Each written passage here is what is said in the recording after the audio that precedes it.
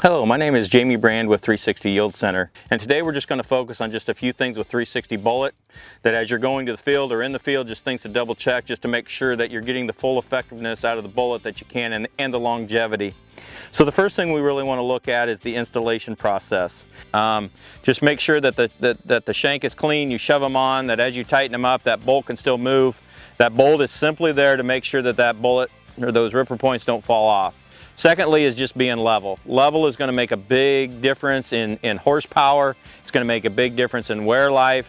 It's going to make a big difference in fracture. It's just important that bullet is being pulled level. That's why we dug this hole here, so you can kind of resemble what we would look like running through the field at about 12 inches deep. And this is really the angle that we want.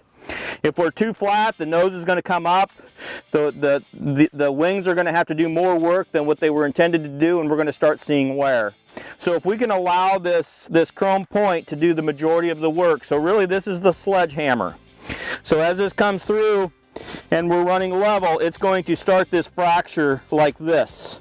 And these wings are just going to continue the fracture and bring this across, and that's where we get our fracture. As we looked at it in the ground, one other thing is that the bullet, the way the point is, it's going to be about a ½ inch deeper than what an OEM point would at the same setting.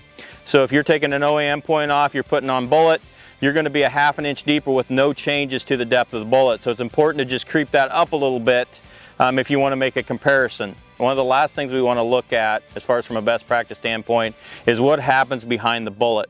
Because the berms are much lower and in most cases virtually eliminated the way we fracture, the back of this ripper rides much different because we don't have the berms to set on. So you may want to consider changing that, adjusting. If it's in float, you may want to put that into a different setting so that you're not going as deep as what you would because those berms have been eliminated and it's not floating up on top of them. And thank you for taking the time to use 360 bullet.